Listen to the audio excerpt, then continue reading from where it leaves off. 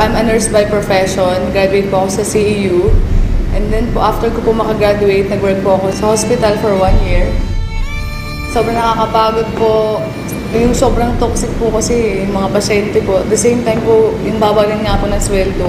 Kumbaga yung effort mo na magtrabaho dun, parang hindi talaga worth it. Gusto ko talagang makapunta sa ibang bansa, kaya rin ako nag-nursing. Napapagod lang ako, tapos po wala rin ako naiipon. Kung dito lang ako magtatrabaho, walang mangyayari sa future ko. Nung naka 1 year na po ako sa hospital, kumbaga parang na-realize ko na hindi ako para dito sa hospital. Hanggang nag-work ako, nag-apply po ako sa bangko. Kasi nga medyo mas mataas ang sweldo. Ang hirap-hirap magbilang ng perang hindi sa'yo. Milyon-milyon po araw-araw ang binibilang ko. Pero parang sabi ko, kailan kaya darating yung time na sariling kong pera naman yung binibilang ko.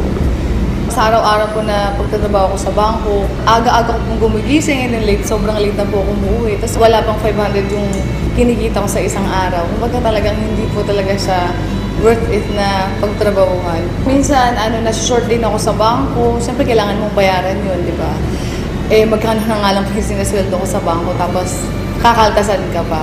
Wala po talaga ako naiipon. As in, puro po nga po utang talaga. Kasi, yung pong kinikita ko na para sa kinsenas at katapusan, inuutang ko na po.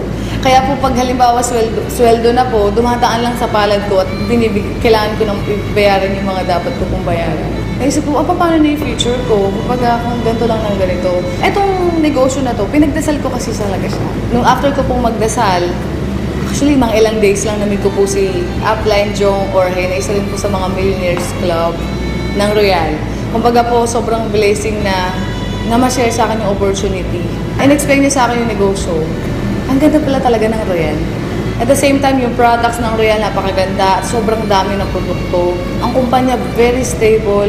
As in, nung napakinggan ko yung negosyo ng Royal, yung pananaw ko sa buhay, sobrang nag-iba. Sabi ko, meron palang ganitong opportunity. Bakit ngayon ko lang nga talaga pinakinggan? Kasi sabi ko, meron namang opportunity sa Pilipinas, bakit kailangan ko pang pumunta ng ibang bansa?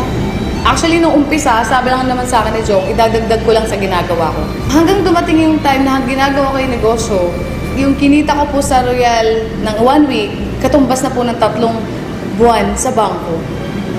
Kaya sabi ko po, grabe talaga, parang kailangan ko na talaga i-full-time ang Royal. Kaya po noong April, nag-resign na po ako. So, sineryoso ko po agad yung Royal. Na-realize ko na working hard is different from working smart. Kahit gaano ka kasipag, kahit gaano ka katsaga, kung magamaling sistema yung ginagawa mo, hindi ka yayaman. Pero po, grabe po, yung sipag mo, yung tiyaga mo, ilipat mo sa Royal, tamang sistema, panigurado yayaman ka.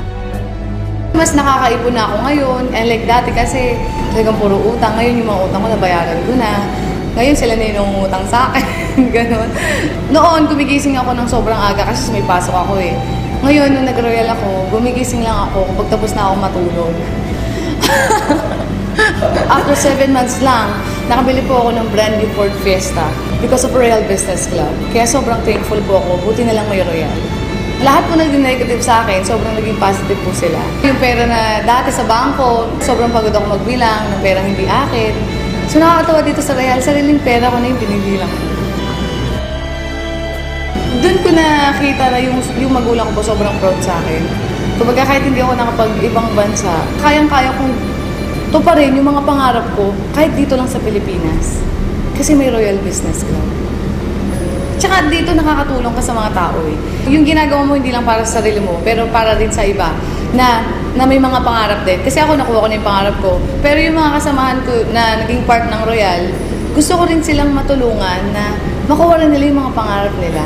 Ang sasabi ko lang lalo na sa mga kabataan, sa mga empleyado rin na tulad ko, syempre naging empleyado rin naman ako, na maging open-minded lang kayo. Buksan nyo lang yung puso at isipan ninyo.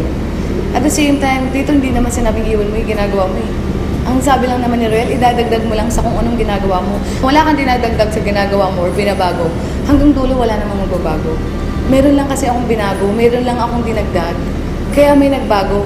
Kumbaga yung mga pangarap ko, nakuha ko because of Royal Business Club. Buti na lang may Royal.